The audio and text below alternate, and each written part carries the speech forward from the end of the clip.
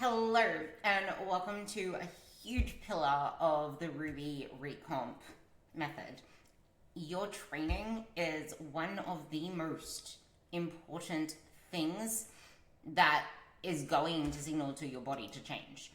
If we don't get the focus right, then it doesn't really matter how great your plan is or how good your intentions are.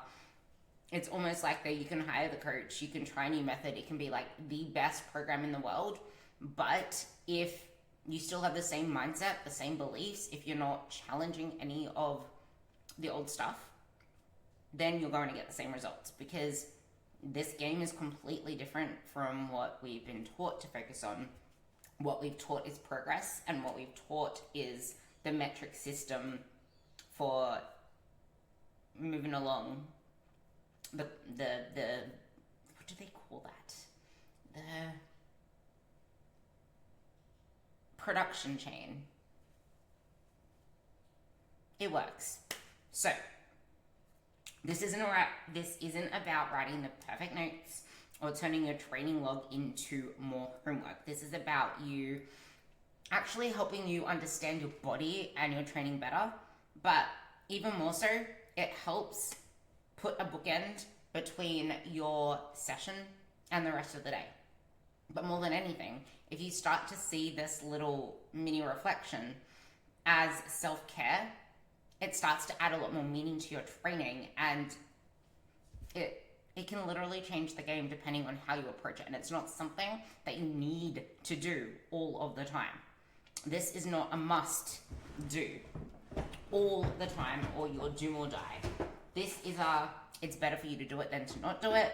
It's not there if you're in a rush, but the more often you do it, the better. And there's some stuff in here that you can do during a session, which is going to be pretty easy to implement during the session regardless, because you're going to have rest periods during your sets for at least a minute on complex movements. I would prefer 90 seconds to 2 minutes on more complex movements, more if you need it. Sometimes I rest like 3 minutes. Sometimes I'm like dying in between sets, or my brain goes wandering, and it ends up being much longer than that, which isn't ideal. And always rest between legs. It doesn't need me saying it, but when you're doing leg training, you should be pushing yourself to that muscle's limit, which isn't something we can always sense. You might feel like you're ready to go, but technically you shouldn't be before a minute is up. So when you're filming stuff, don't film both legs for me.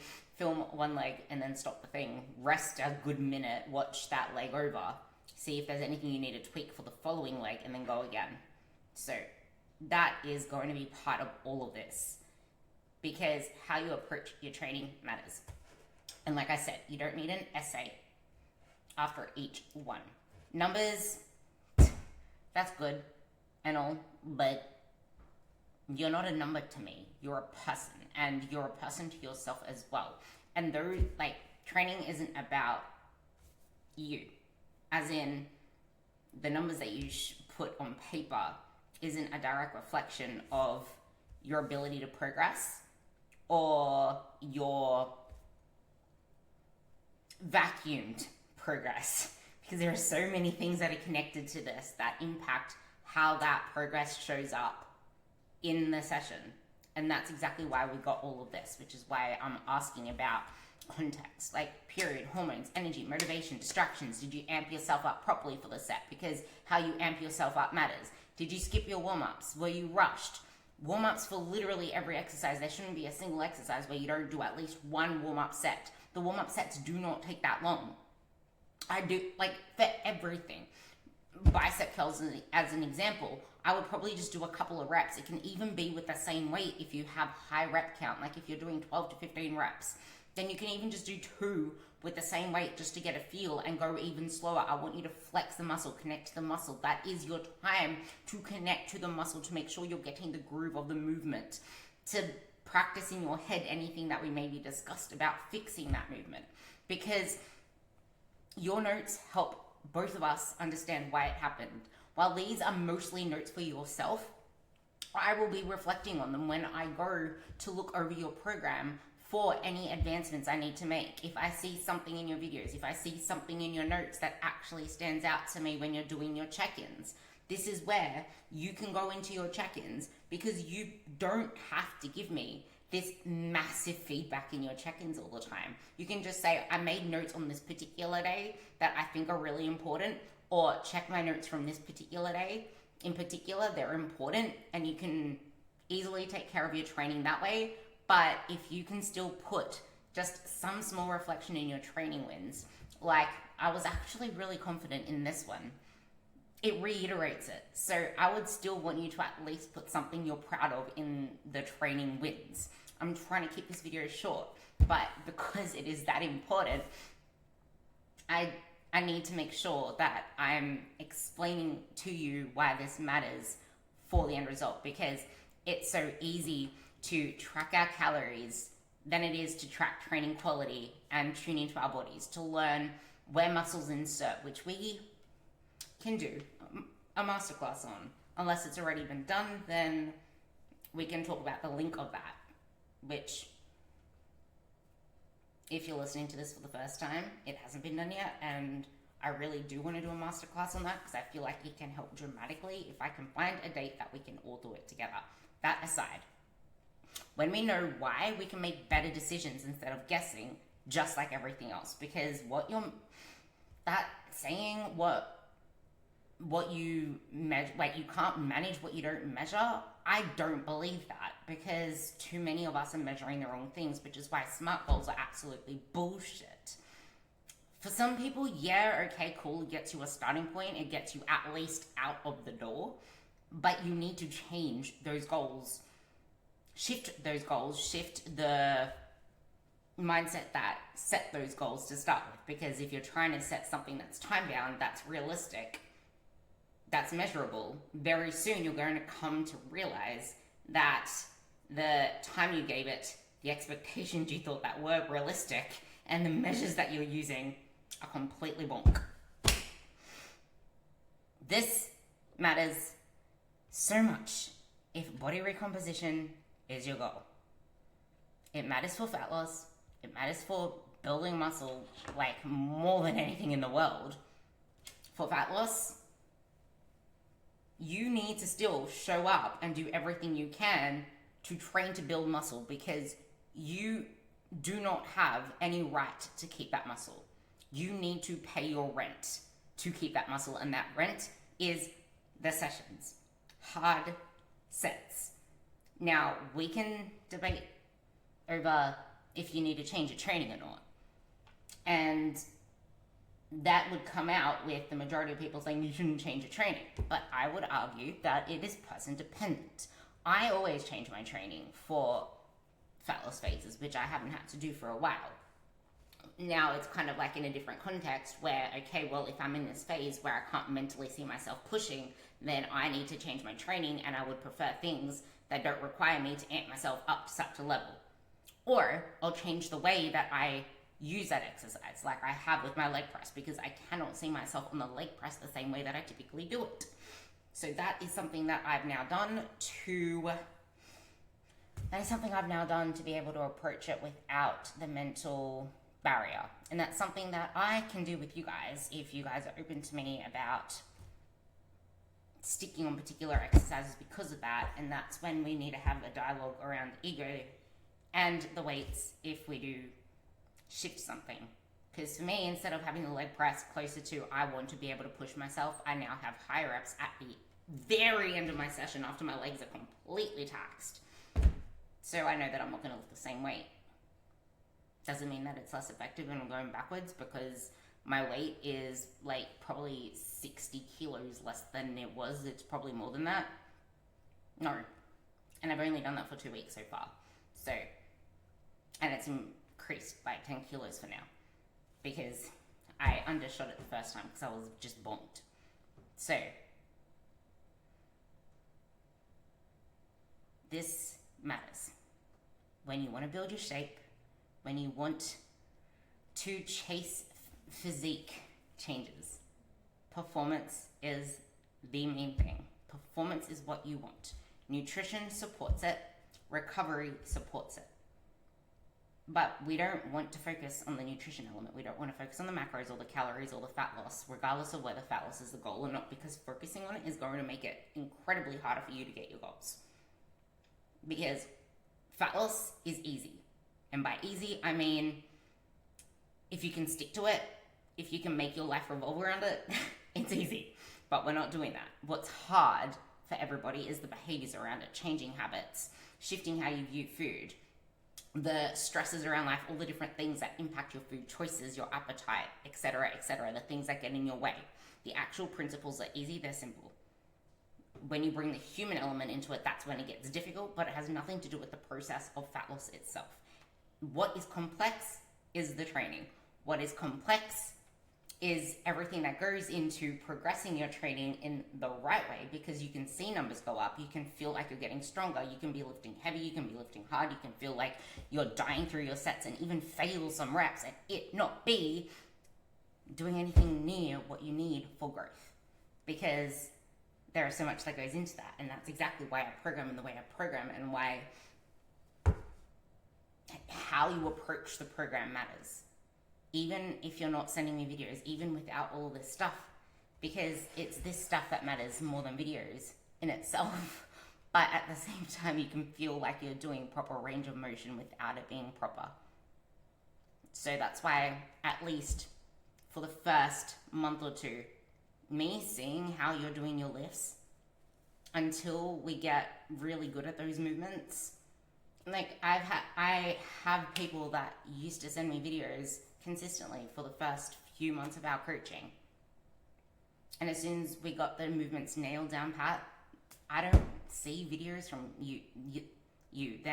from them anymore.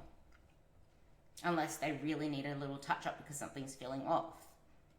So it's not something you need to put a lot of time into forever, but the notes to yourself matter. And then if there is anything off that I need to look at, that's when you then mention it to me or take a video.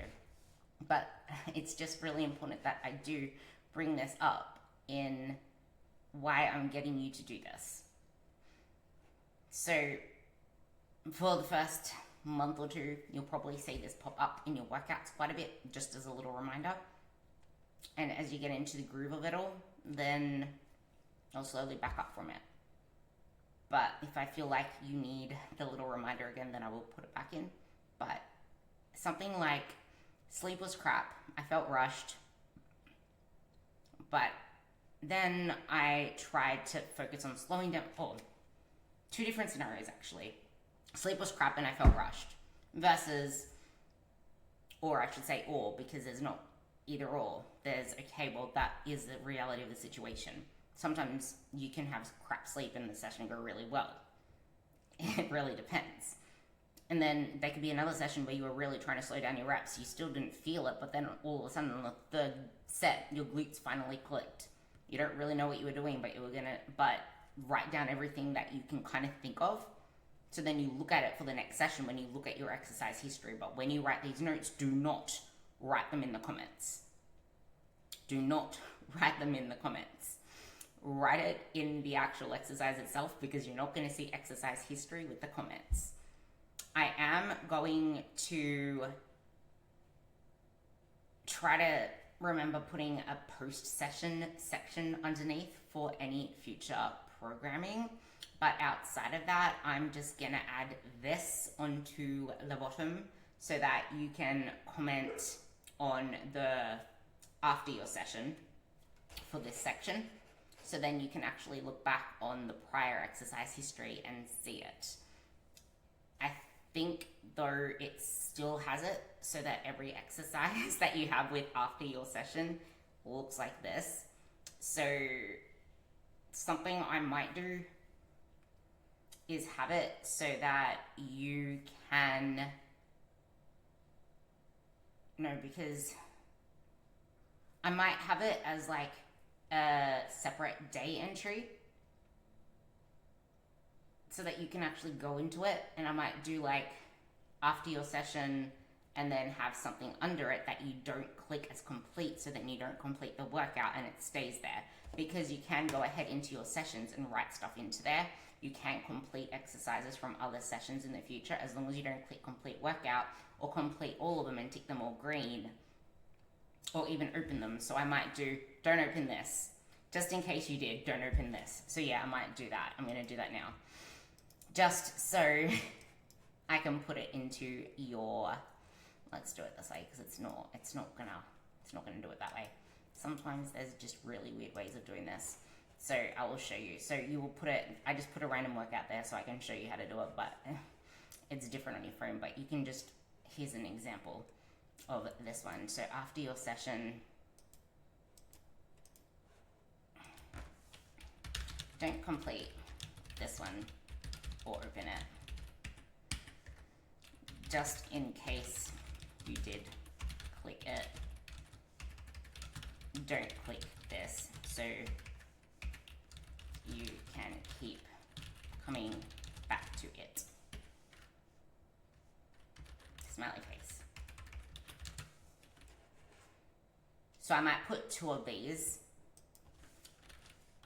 Number 1, I might put 2 of these onto one of the days, so maybe a Wednesday, and then you can easily change the date of it to move it around, or I can put it onto just the first day's workout, and then what you can do is you can actually change the date of your workouts, because it comes up in there as changing the date of your workout at the top where it has the date, as long as you do it before the time, I think. I'm not entirely sure. I think you can do it after, but I've never done that myself. Actually, I think I have. Yeah, you can. But do it that way. I have an athlete working on some stuff here, which is why this looks like a really, that's weird. Why this looks like a really, oh, I see what I did. Why this looks like a really weird training session, but yeah. I don't know why I didn't just drag it, but this will do.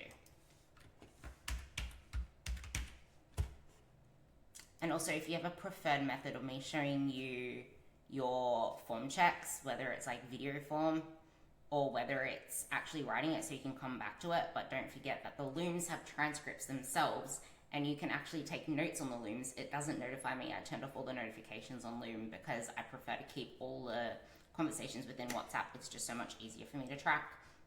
So you can comment on the looms. You can take timestamps, like timestamp here, so you can go back to the looms. You can save the links of the looms and just paste them inside of your notes, inside of your phone. There are so many ways that you can take your training to the next level. And it might feel like you're doing that a lot at first, especially as you're in this like up curve of the, I need to do a podcast on this S curve. I just don't know how to speak of it. But your first initial progress kind of feels like this, and then it starts to do this. Then as you gain more competence, it's like this, but then it's just like this again, because that's just the nature of it. It's the S curve. But back to this. So this is what we want to focus on. This is going to change depending on the day, if you want to give it a lot more attention or not, if you have a lot of time to give it or not. Sometimes we're rushed, that's fine, but the more I know the better. And if you're rushed and you want my help with something and then you tend to forget by check-ins day, this is a great place to put it as well. Even one sentence can help me coach you better and help you become more aware of what actually drives better performance, better technique, better results. Because it's where so many people get it wrong. They track the calories harder than they track their training quality. They obsess over the scale more than they pay attention to whether their reps are improving, whether they're actually feeling things in the right muscles, whether they're getting stronger, and whether their execution is even good enough to warrant increasing weight, to warrant progress, to even have the room to progress continuously over time. And in general, whether their execution and efforts and everything aligned is good enough to create the adaptation that they want. But we aren't most people here. We are doing things the right way. That's why I challenge you guys. That's why I ask questions. And that's why I just love what I do. So I'm hoping this gives you some perspective on this. I was going to show you how to do it in here, but you would already know by now because you have used the app. And I've shown you how to play around with things inside of the app. So, yeah. Let me know. And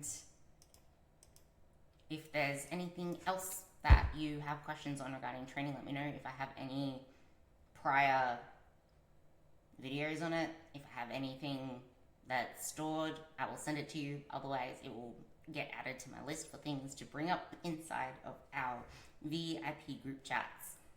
And yeah, you guys are doing a great job. And I am going off to my training session right now as per this recording time date